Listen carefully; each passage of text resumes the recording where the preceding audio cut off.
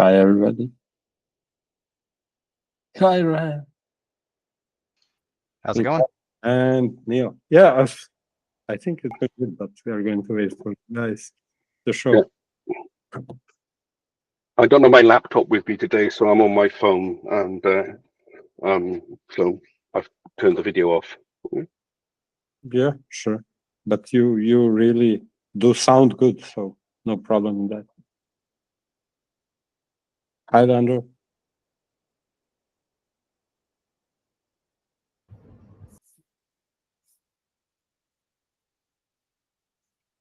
Hi, Bosco. Alendros. Hello. Good to be here. Hello. How is everyone? Good. Doing good here. Just busy, Very busy. good. Good Hi, afternoon. Kevin. How are you all doing? Good, Kevin. Doing good. So we discussed an agenda for this meeting. Let me just paste it into the chat as usual. Are we recording? We are. It's automatic anyway. That's how it's configured. So as soon as text for me or I don't know who drawings for you, it starts. So I pasted into the chat the agenda for today. We can wait a few minutes for anyone to join us before we start the meeting officially. But Leandros, Uday, Ryan, Neil, is there anything we want to add to the agenda? Not from me. No new agenda.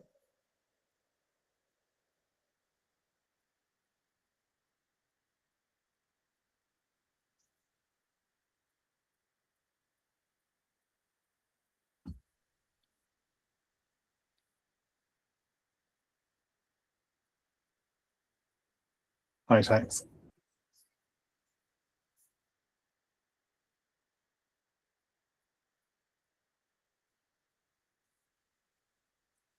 So whilst we're waiting, we had a discussion about Seongyang on, and the group determined via an out-of-band vote not to replace the position with someone else from the list of elected.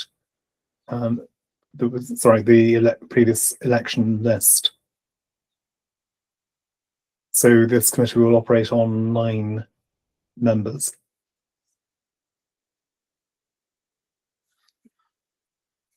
And then we will presumably come up to full complement at the next election in about 5 months' time.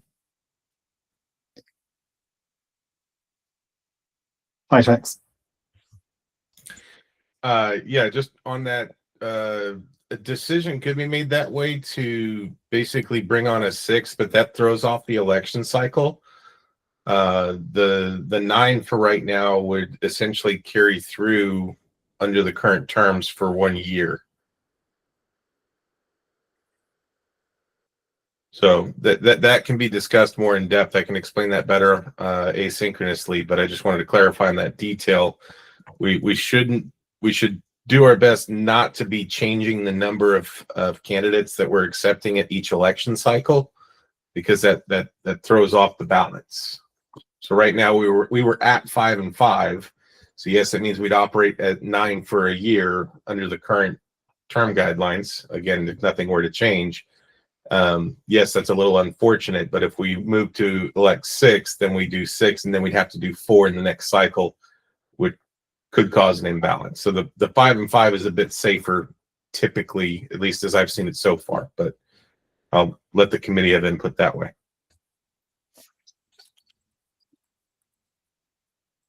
Okay, we can consider that when we get to the next election cycle. You don't?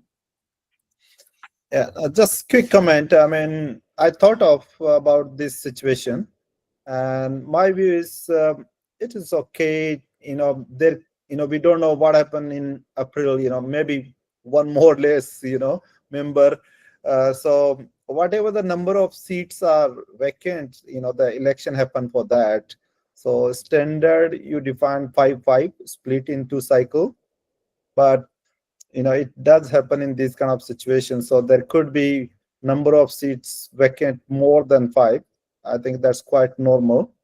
And right now, not replacing because we already started, and I think there could be the different objection from the community that okay, so will this be ongoing, you picking the members from already electoral? So I thought to avoid the controversies, and that's one part. And second part, I think it's totally okay to have 5 or 6 members in the next cycle to be elected. That's my views.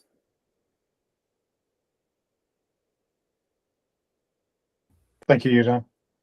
So we can consider this at the next election cycle. We have some time to think about it. So welcome to the Technical Steering Committee meeting for the 10th of December 2025.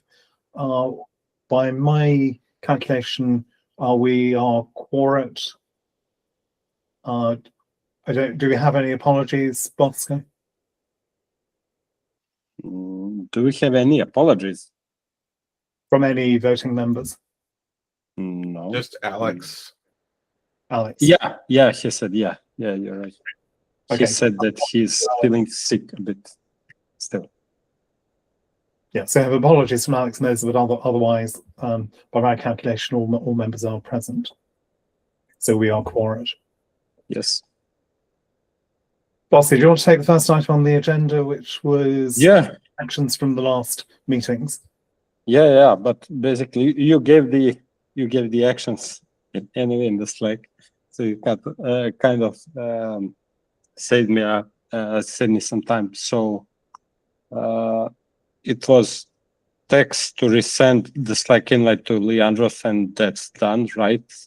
That's okay for Slack. Is that dealt with? Yes. Okay.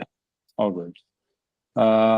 All members to check the hard fork readiness tracking repository and provide suggestions, PRs to the coordinators.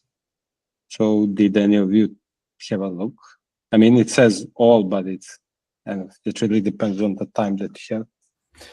Yeah, I took a look, Bosco, and I said I think the structure looked reasonable as a first pass, but it still was fairly populated from the previous hard fork. So the first thing that needed to happen was it needed to be updated to reflect the new hard fork. Then we can start to dive into the details.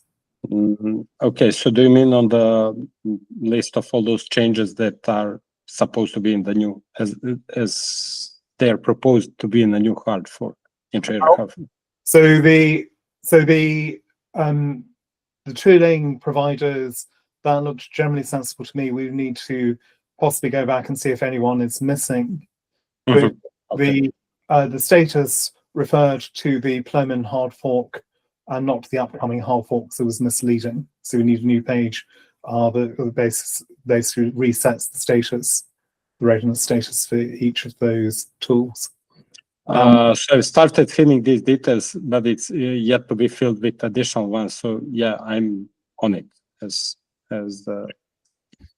part of the hard fork working group. So I could say that given how the things are looking right now, this will be done, I mean, to the best of my knowledge and the ability to fill in the initial set of details, it will be done this week. Most likely tomorrow. But I will let you know in the respective group channel, in the hard fork and in the technical steering committee. Any additional questions on that, or we can move on to the next one? Okay, a summary of the accepted SIPs for the hard fork is to be posted. I think we covered that one. This is the list of actually actions and decisions. So the hard fork working group will meet on a 2-week cadence. I think that all of you who registered for the first one got their update emails about the meeting next week, so you should already have it in your calendars. And all of those who were invited manually for the first meeting were invited manually for the second one as well. Go on, Ben. Sorry, just a point of information. Is there a link to the document with the summary of the SIPs that are going to be included? I will find it. Protocol version 1 intra-era hard fork feature summary. Yeah, that'd be great. and- Could you just maybe pop it in the chat? Appreciate Yeah. it. Oh, I see Ryan. Ryan was- beat you to it. Thank you, Ryan. Yeah. Like for a split second. Yep. That's the one. Yeah, so Ben, summary is there are several new Plutus primitives. Plutus is also introducing casing on constants, and there are some ledger bug fixes. So that's the high-level summary. Yeah, I was aware of the Plutus things. It's just nice to know the official list in case there's anything that any of our open source packages should be adjusting for that we haven't. That's all. Absolutely, and also if there's anything missing, now's the time to inform the hard fork working group. Ben, are you invited to the hard fork working group meeting, or have you registered to the one? If not, I will make sure that you are. I think it's in this Tech shared like a master calendar for all the Intersect committees and such, and I think it's there. So I'm pretty sure I have an invite if needed. Okay. Just let me know if it doesn't appear for some reason, we can take care of it quickly. Okay. The next one is for the chain partition impact analysis working group. It should focus on the gathering and structuring data and evidence via controlled repository, and that's already happening.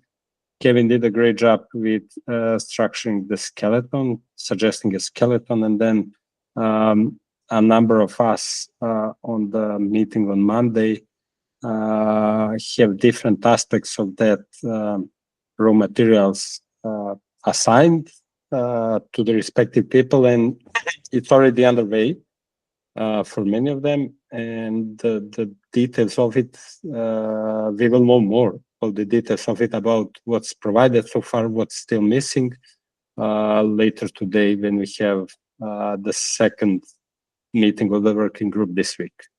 So we will know more, but essentially it's how Kevin pointed out on the working group meeting as well.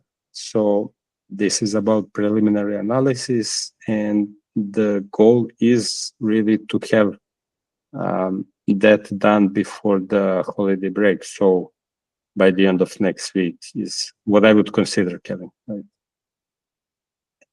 Sebastian, go on. Yeah, I unfortunately don't have time to kind of join that in full, and I just have one question. As I was just asked this today, would, for example, the one outcome, one fact to be found, the stake distribution as it was at the time of the block hitting both chains, and how it kind of moved over time, because we have the abandoned chain blocks schedule and the one we are on now, right? Kind of would the stake shifting be a sensible outcome to ask for, or is this kind of discussed maybe already? I think it would make a lot of sense for many downstream projects which are kind of considering how certain changes in consensus would behave, thinking of pairs, for example. Neil has a hand raised. Basically, I did a preliminary. So you're trying to. The point is, the stake shifted so fast, right, that all of the assumptions of pairs were broken. So I'm basically, not asking for any conclusion. I don't want to. No, what I'm trying to say now. is, what I'm trying to say is that it's pretty clear, because I've already talked to. I know there are some conclusions, but actually the final conclusion is that the observable evidence is there was a rollback of 849 blocks, or 46 blocks, whatever it was. Yeah. 6, yeah.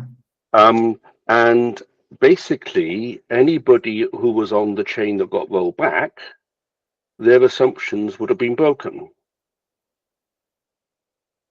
So what I'm trying to say, Sebastian, is the notion that there was somehow a dynamic shift going on during the day doesn't really make sense. What happened is that chain was abandoned. Therefore, all of the assumptions that were made with respect to that So- chain were lost, right?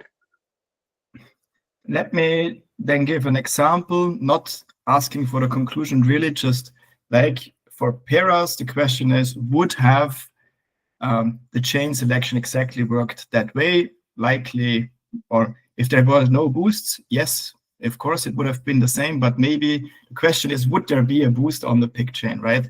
And it's not the scope, I think, of the forensics group anyway to discuss any of these, rather than how much stake was producing at the time before, at the time of the fork, and then how the shift actually, and maybe if there's no hard facts we found, like, as you say, there's a quick shift of stake which had been observed. I think that sounds like wonderful data to work with for any downstream projects. Yeah, so Sebastian, there's some data that's available, there's some that's being collected during the incident. One of the things that we are hoping to collect is a record of the updates that took place over time, and that will roughly tell you how the stake shifted. So that might be the information that you want, or information to Yeah, that sounds that maybe the chain, right? Not the full gory details of all the transactions is needed for this, but rather the density and the chain quality of what we saw in one of the two competing chains. That sounds like just about the right thing what I would be looking for. Yeah, and indeed that's one of the items which we're aiming to collect, so record of the chain density on each of the two chains. Neil is next. Yeah, okay, just briefly. So having talked to Nick Clark, we basically, if this were to ever to be done again, the first thing you'd have to do is to somehow stop Peras. All layoffs. Because basically you want people to fall back to those assumptions that the Peras is not running. So there will be a period of time on the chain that was abandoned in which the Peras assumptions would have been deemed to have been held by people following Peras, which would then cease to be true at the point that the abandoned chain was done. Okay, how much that is, how many of that is to be assessed, but that basically it basically wipes out those issues, right? The point is, it would have taken time to shut down, right? And actually, it was still at above 75% for at least 4 or 5 hours. So there's a lesson to feed into the Peras team. Absolutely. Well, I think the Peras team has basically looked at this and said these were never this idea that this could actually happen in the operation of the chain was never any of the original assumptions in designing Peras, right?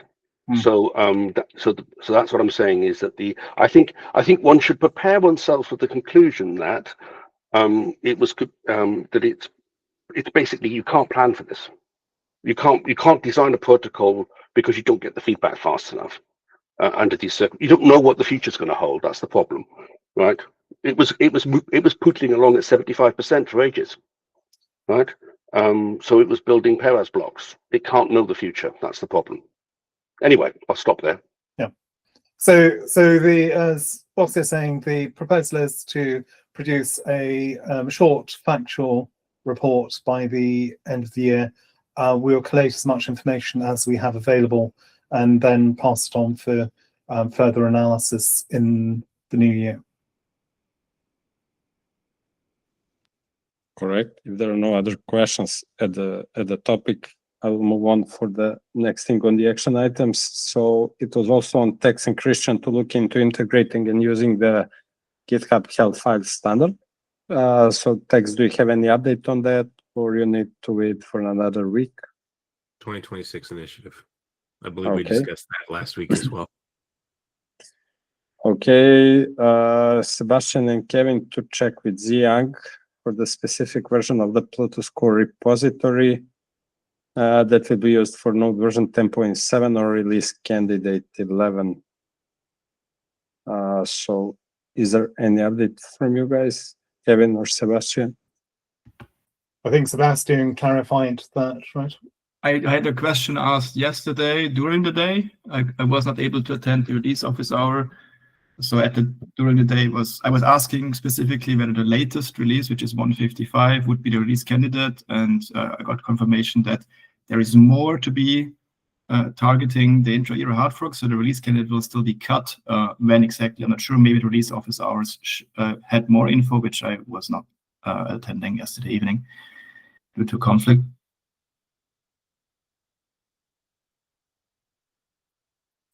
I know where to ask further, so I don't think that we need to have it on this agenda further on, unless other people are also interested. I can bring the conclusion as soon as I know which exact Plutus core version will be going into the hard fork.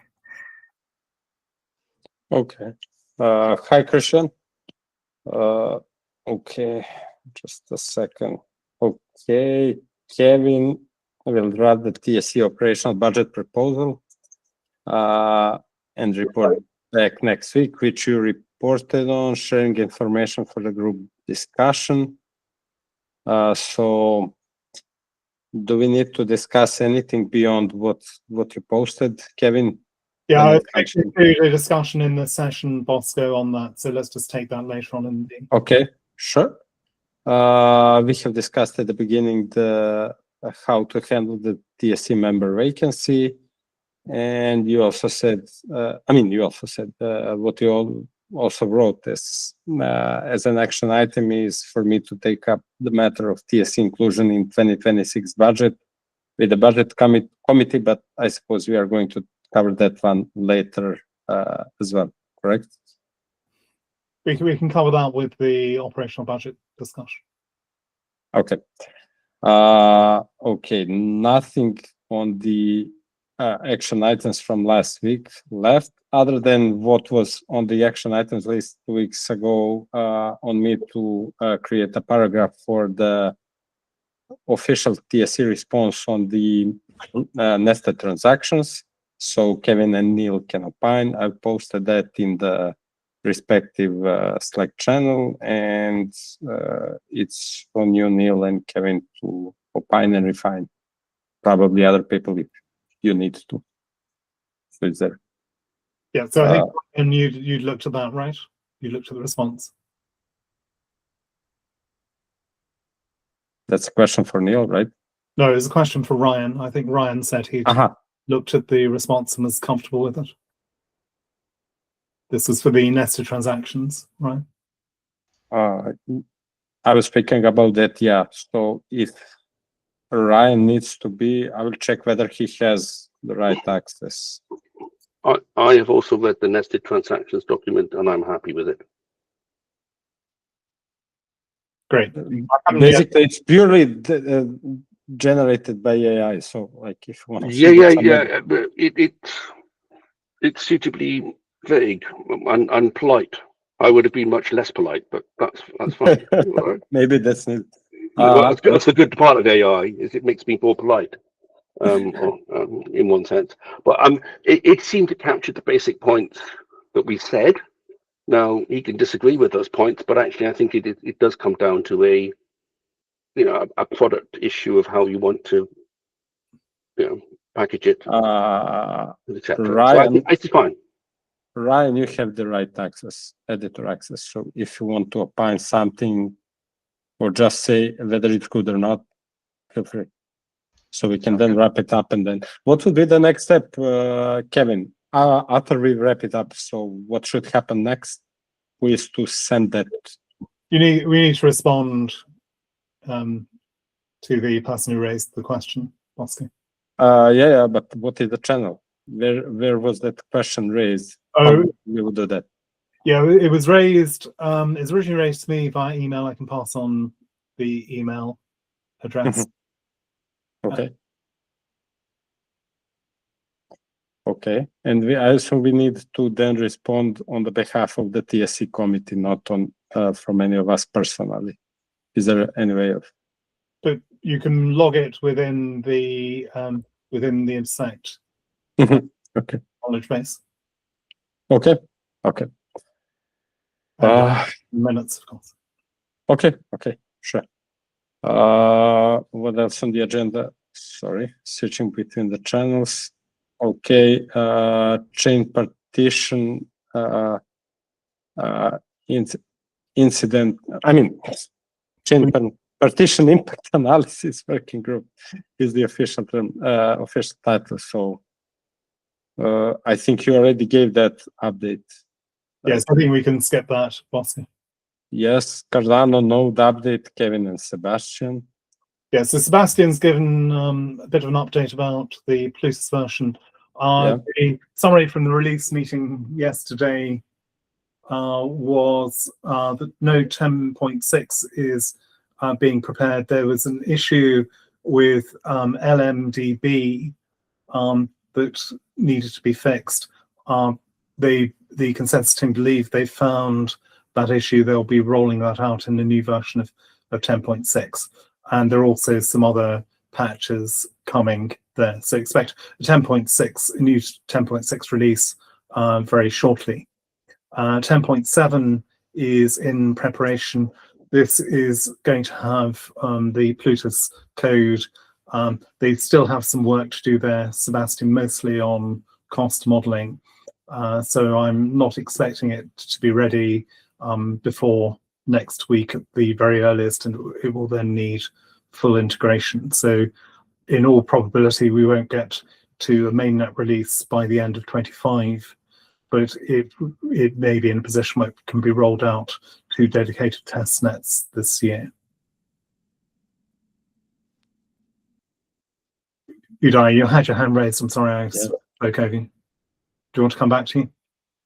Yeah, sorry. It was on the previous point on the nested transaction, and my question was like, are we asking product committee to take a decision on that, or are we asking their input so that we can make a decision? That was little less clear to me.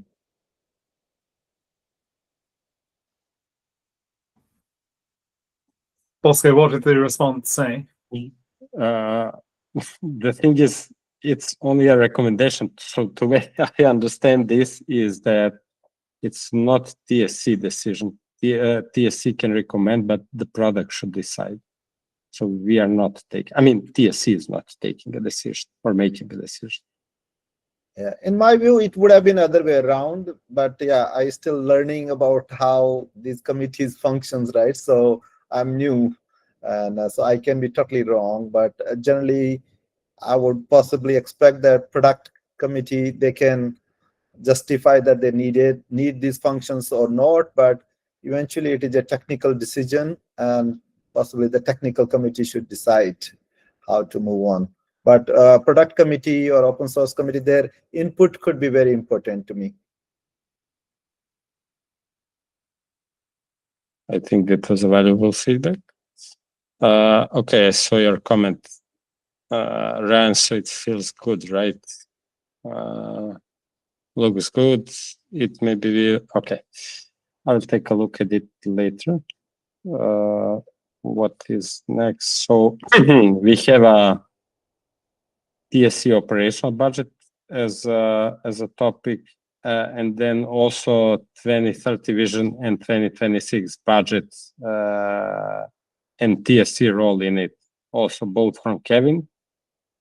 Just giving a TLDR on the remaining part, and then Seung-Yeon, I think we covered that, and the vice chair, which we can cover, and anything of business. So I suppose you can begin, Kevin, on the TSC operational budget. Yes, I propose to have a fairly detailed discussion about the TSC operational budget, at least to deal with high-level items. And then we can come back to the 2030 vision, because this will feed into that and any connection with the budget committee. So I had sent to the elected members a summary of the items that were included in the last budget proposal, operational budget proposal that was submitted in June, wasn't included by Intersect in its full budget proposal. I think we're experiencing a lack of some of these items and possibly some other ones too. So what I would like to discuss with this group is which of the items that we have previously proposed will we still want to include, which do we feel that any of those are redundant, and are there any missing items, without focusing on the numbers to be associated with the budget, because I think that just deflects us from the need towards cost. So I pasted in the chat the items we considered. One was, first item was software requirements, and this came from Intersect. This was for things like Slack, etc. Costs, and it was just to make that an explicit budget item.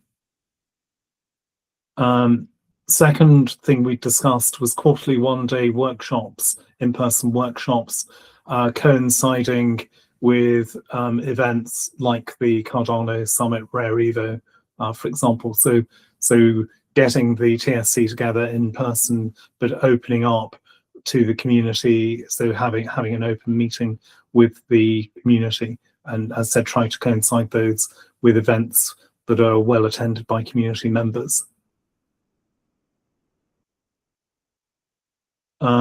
Third item that had been proposed last time was regular engineering town halls.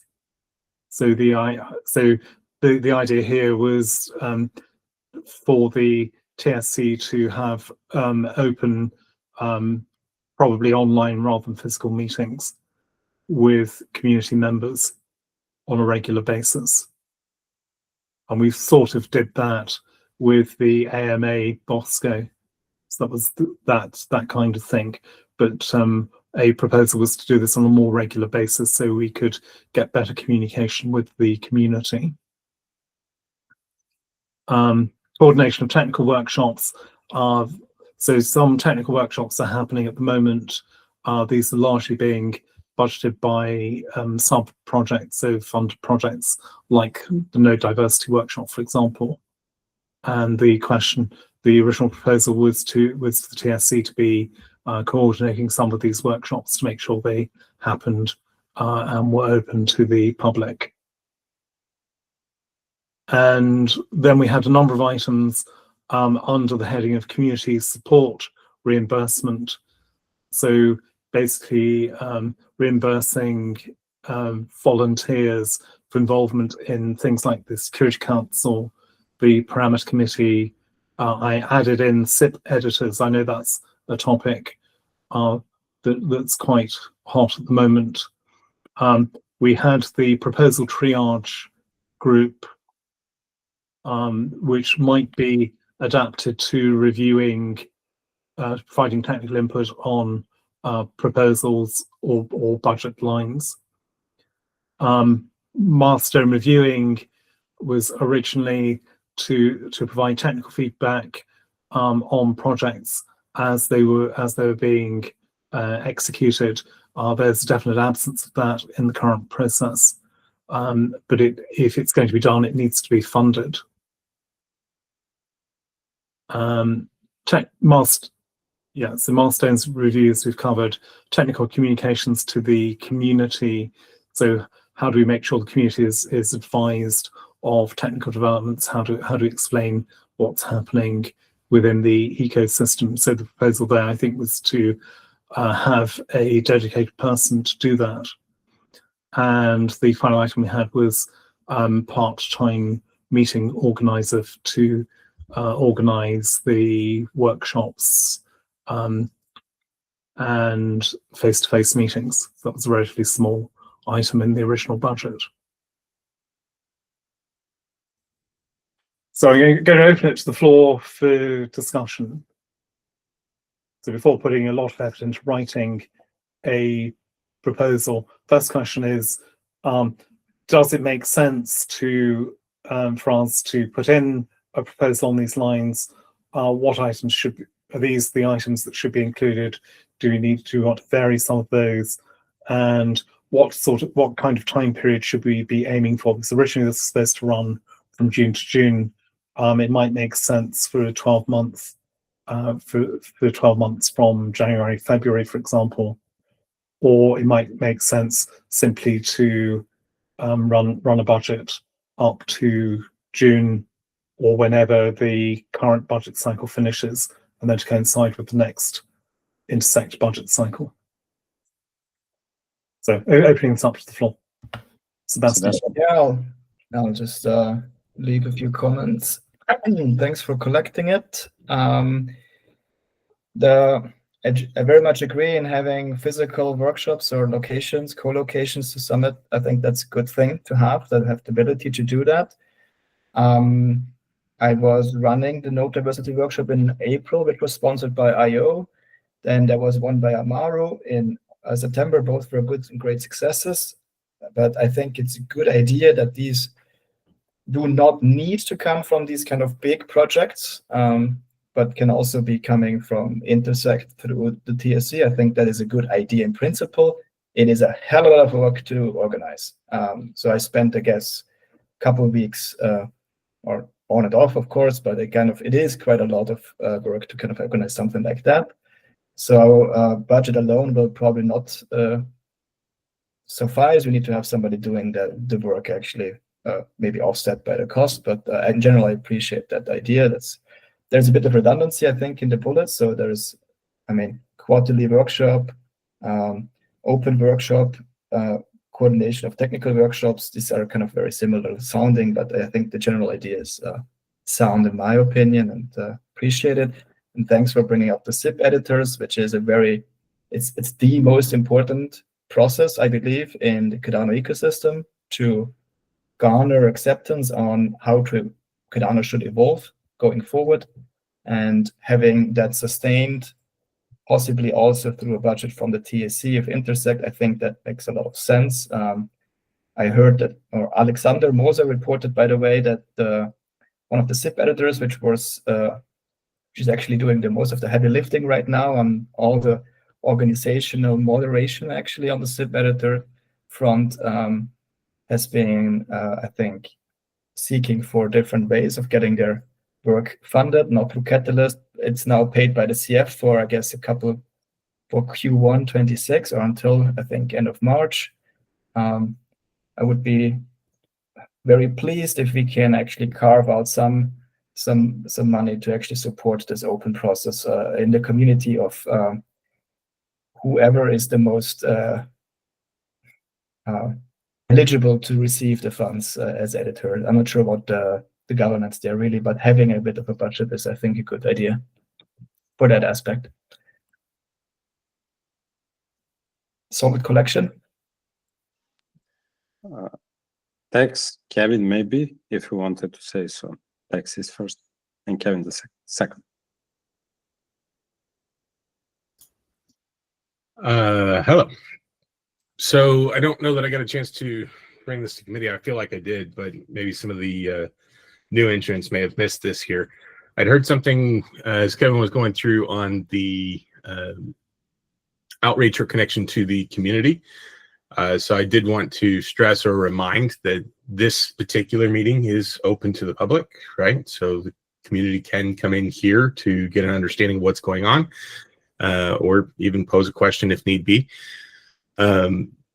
Beyond that, as far as sharing a better technical understanding, there are a number of technical working groups, and I don't know that any of you all specifically, or I don't know who of you all specifically may be participating in or leading or be in those particular projects or teams. But if that is not the case, then we should have somebody from each of those teams that is attending the TSC meetings and reporting at least on a bi-weekly basis. That way you guys have a better technical understanding, and then the community therefore also can have a better understanding. Main call out on the budget conversation, it's just a matter of establishing what the communications are. I'm not really sure what additional budget would need to be put out that way as a separate line item. different from, I mean, like the events that you do co-located with other Cardano events, I don't see any issues with that. But if there is any specific request for funding just to become more open and transparent as TSC, that's got to be done grassroots, and I can help facilitate that from how the OSC has been able to do that over the last year. So Thanks, Tex.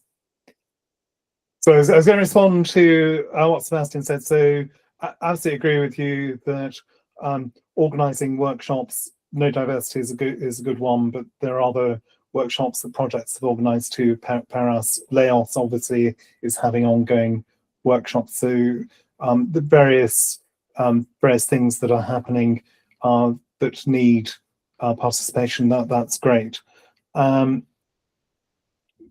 The issue with SIP editors shows something of it's a symptom of something of a problem within the ecosystem, is that we do rely on volunteer effort very largely, and people do have to be able to earn a living, right?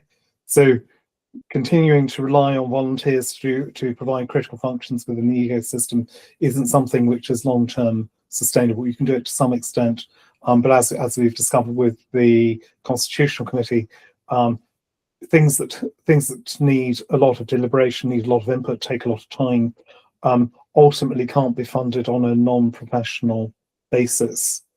So that's what we're pushing for here. We're pushing for a bit more professionalization, possibly just by stipends initially, but we need to look into that overall in the long term.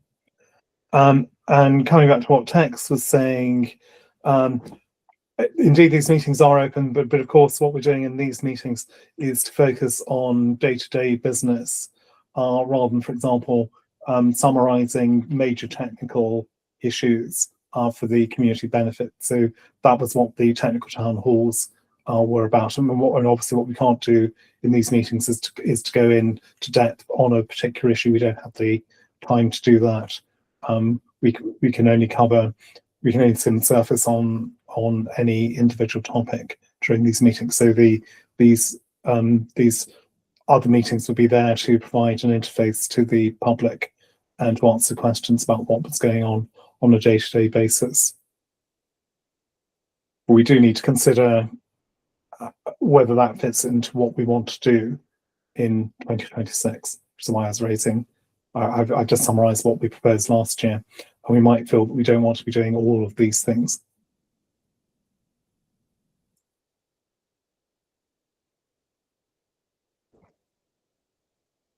Nicola. For the town hall, we can probably just have special dedicated session and basically communicate very clearly about it on the various social channels during this weekly. Actually, the challenge I see with dedicated town hall session, it's one extra session that we need to prepare for. So if we can just take advantage of this weekly and say once a month we have, during this weekly, a town hall that is more open to the community, so that the community can come in and ask questions, if any. I would be supportive of that instead of having an extra meeting on top of that.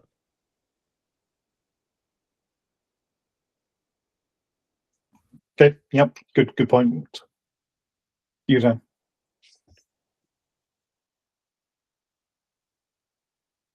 You're muted. Yeah, sorry. So I'm still new and trying to grasp, and few of my feelings that,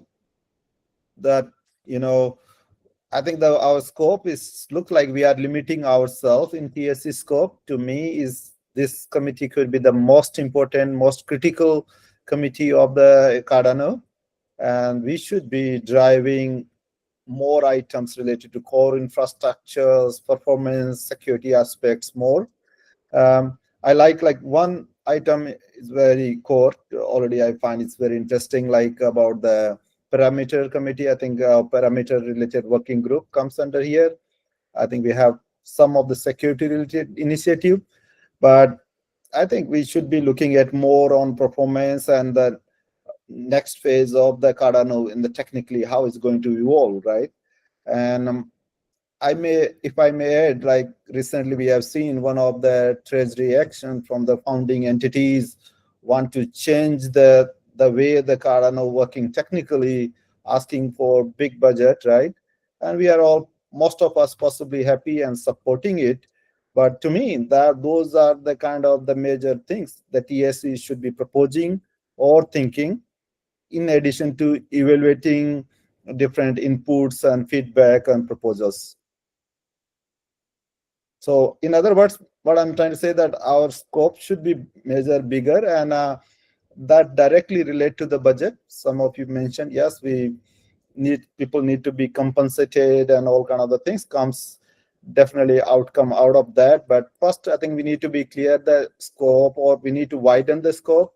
And I think that here we should be driving the majority of the budget, even let's say OSC as well. So some of the things we say, these things better the OSC does it, but the technical steering committee can play the role in that, right? We don't need to do everything ourselves, but we need to drive that technically from and starting technically from the core infrastructure to the core attributes, taking the community feedback more regularly, and also evaluating outside the Cardano ecosystem, what are the techs available and how we can, give the better direction in the future. So to me, our role should be much more critical than I think some of these budget item I see here.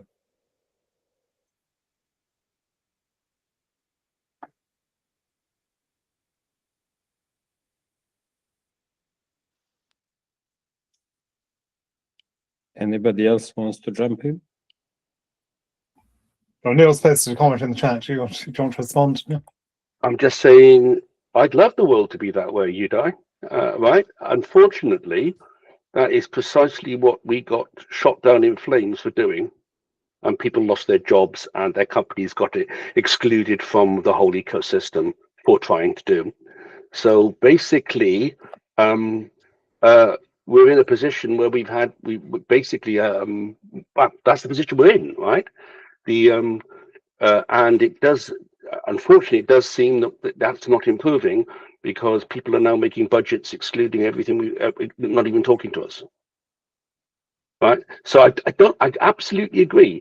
I really think that the stuff that is at risk for Cardano is its performance, how it's going to scale, and all the rest of it, which requires key technical input, and that technical input is not being accepted.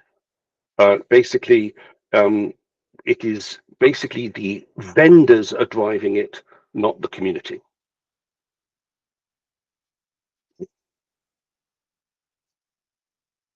We started off as being called that.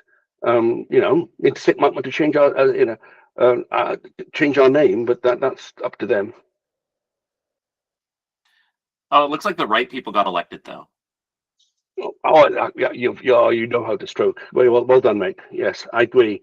I mean, look, the point is this committee consists of people who are interested in the community driving the scalability and the performance.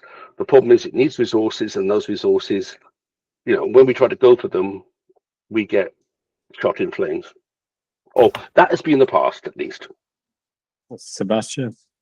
I think you're interpreting Udai's comment in we need to be technically involved in deciding what to do and not to do. And there can be technical steering maybe on the other spectrum, which is maybe in the critical functions, as I try to enumerate them a bit further in the chat. I think we all agree that the SIP process is a critical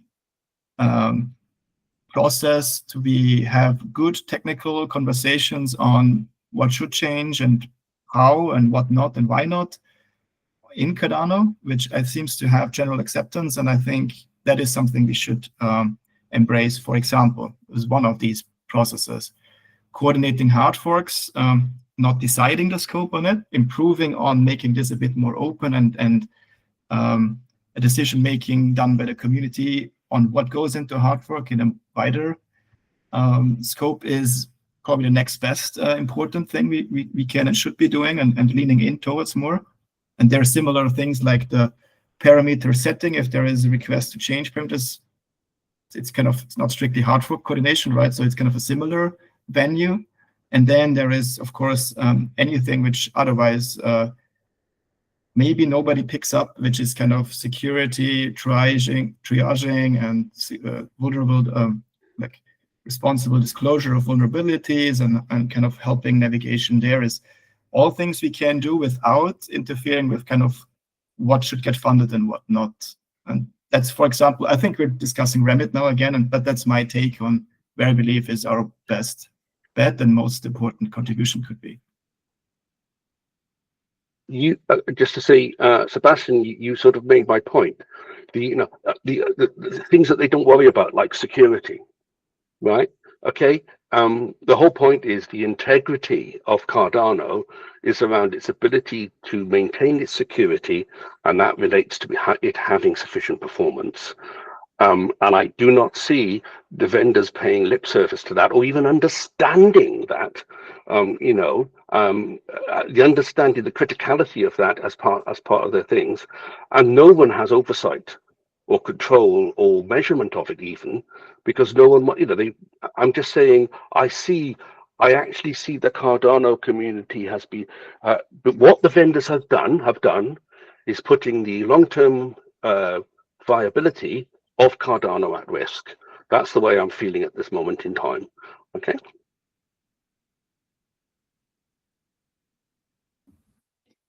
So the question is, Neil, what we can sensibly do about it. Thanks. Yeah, only because it appears relevant to the conversation here. I'm going to bring this back, and I'm going to sound like a broken record, so I do apologize. There's 9 of you on the committee, right? 7 or 8 of you are here currently. If you divided that up, I don't think we're at 21 technical working groups, right? But let's peel away the layers. The big stuff is the big stuff, people submitting budgets, whatever. But a good portion of that is going to come from what's actually being developed technically and what is the next logical step, right? Those teams are likely having those own conversations with whoever ends up submitting those budgets or proposals at the end of the day, saying, this is what we're most confident in that we can do next. So if all of you, right, and I understand there's still this volunteer thing going around. I know compensation is coming around, or committee member rewards rather. So that's something that's changing. But if all of you were able to offer, let's just say 15 minutes through a Calendly, if you have one, and pick 2 or 3 of these technical working groups, and if they're not coming to the TSC meeting so that we can discuss this better, then each of you can be responsible for providing those updates, right? It's coming back. I'm just hearing everything, and it's solving, or like that. It's all coming back to the same root issue: is that, well, we don't know what's going on. You're not trying to know what's going on, and I don't mean that rudely. I'm calling that out plain. So let's figure out what's going on, get that front and center. And again, I understand there's a concern with bigger things or somebody coming in and swinging a hammer. You can defend that by actually having the knowledge. Neil.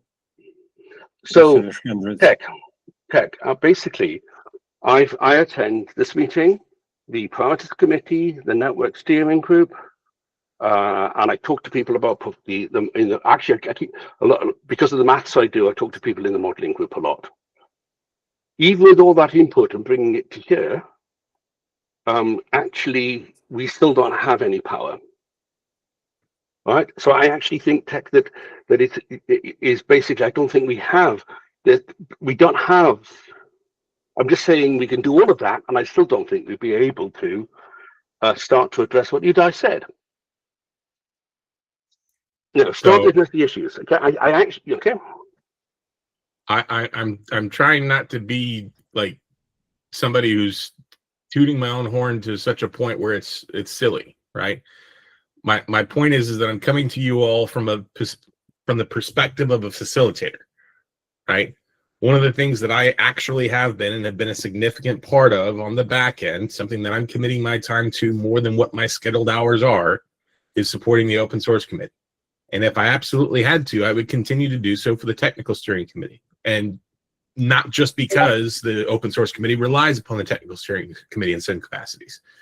But with that, The open source committee got things through. We could argue all day about whether or not that's, people are going to look at that and say, oh, well, no, we need to take this down or take that down. None of that really, really matters right at this point, because all that I'm trying to stress is let's get out there. Let's do some of the same things that have been done before, and let's have the community truly on your side. Because right now it's a bunch of people that have a lot of information that are really, really smart, talking in a room about the same issues over and over and over again.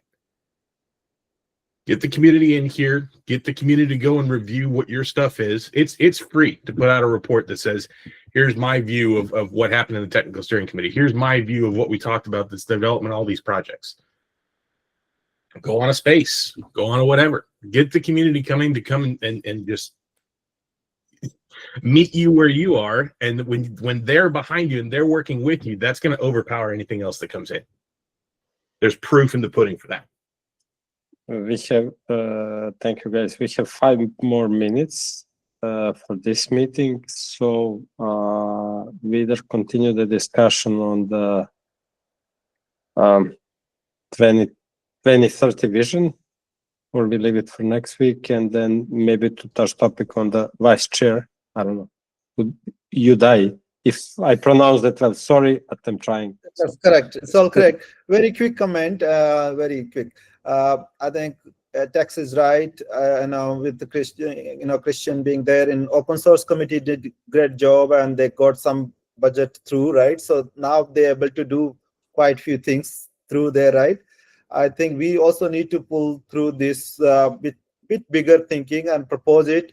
We might fail, right? We don't know, but I think the way I hear the text point that, yeah, we need to try, we need to find out what's going on and what we can propose for the bigger impact and bigger role of TSC. So I think, yeah, we need to kind of get up to that level. I think we are doing in the transactional and task level good job, I would say, but, on the different areas, but maybe we look at the broader picture, we involved in different things and propose and create that budget possibilities.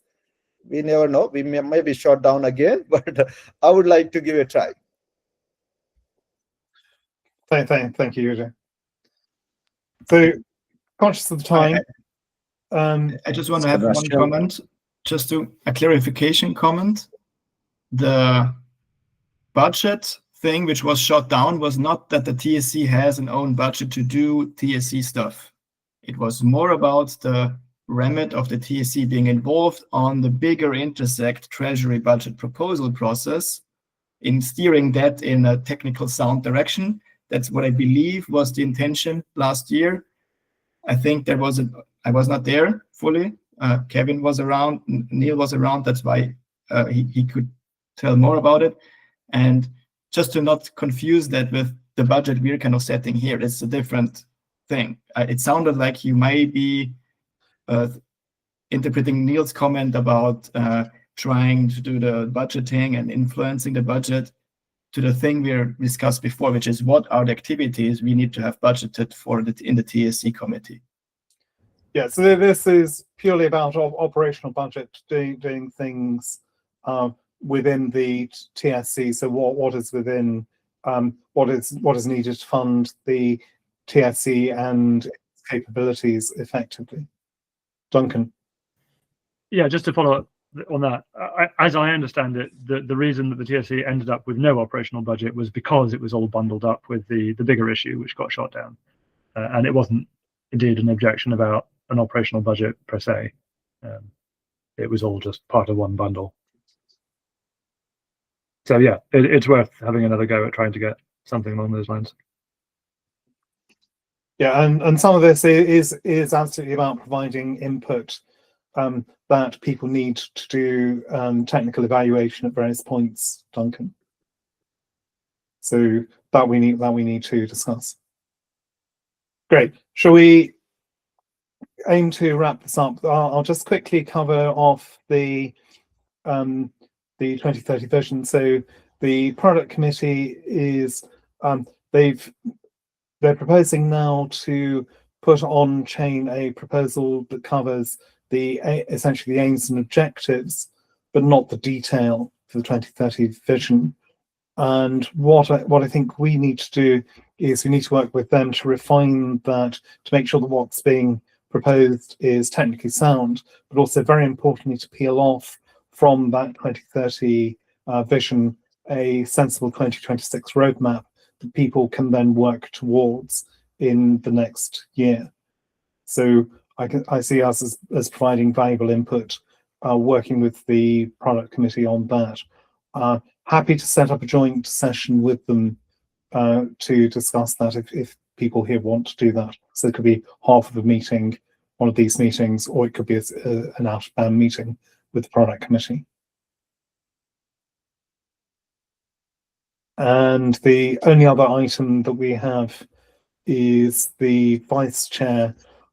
We can postpone this to next week, but what I would say is we now have a chair elected, so thank you everyone for confirming our role as chair.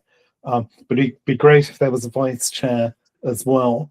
We need to define the roles and responsibilities of the vice chair, of course, but I would solicit nominations of volunteers from this group to stand as vice chair. It can be a relatively light role, but having someone who can step in if I'm not available or can drive forward particular items of business would be very valuable to this group, I believe. So please do have a think about whether you would be willing to do that, even if you weren't willing to serve as full chair for this committee. It would be a nice way to wrap this thing up for the last meeting of the year. So, great. So we can take that out. We can take that out of band. We can seek nominations and discuss the role via Slack or via chat. Great. agreed. Are there any other urgent items of business we should discuss in this meeting? Anything anyone wants to raise?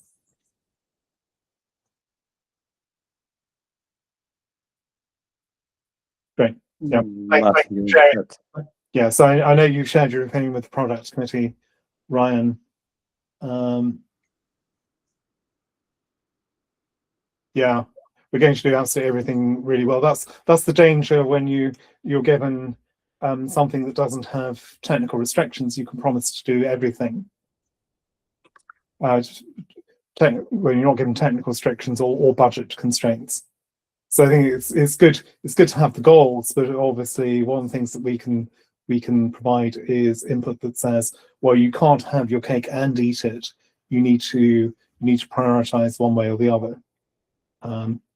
So you can't have throughput and finality necessarily. You need to trade between the two, for instance, or you can't have throughput and decentralization. You need to figure out where do the priorities lie. Very good point. I might want to state something why I will be, for example, also keeping and excusing myself out of basically this very beginning of the funnel discussions, like what does technically make sense in terms of product roadmap and so on, because I'm currently being asked often by one of my affiliations to work on these things, right? So there's a bit of a conflict of interest, and I would rather, and that's why I want to focus more personally as a member of this committee on the end of the pipeline, which is basically getting the right things in enough detail and technical soundness into the network, right, through the hard forks and so on. And maybe this could be also a bit of an explanation why I'm sorry to not be volunteering for a vice chair here in this capacity there. And so just a bit explaining why I'll going to tread lightly on the feedback on product input, but be more focused ideally on the getting the changes into Cardano SIP processes, parameter setting, hard fork committee, config, and so on. I would rather focus a bit more there as a member, for example. Understood, Sebastian. Thank you. So if there are no final comments, let's close the meeting. Thank you, everyone, for attending. Look forward to talking to you again very shortly, and we'll carry on these discussions in the background and come back to them again in the future, next week and beyond. I think is the next meeting the final one of 2025, Bosco? Sorry, next week, yeah. if you're speaking about the meeting next week, yeah, that's the final one this year. So the meeting on the 17th will be the final one for 2025, and after that we'll reconvene in the new year. Yeah, it's 7th or 8th. I don't remember actually. Was the Wednesday, first Wednesday after the new year. We can confirm that next week. Yeah. Thank you very much, everyone. Talk to you again soon. Right. Thank See you. you. Thank you. Bye-bye. Bye-bye. Bye-bye.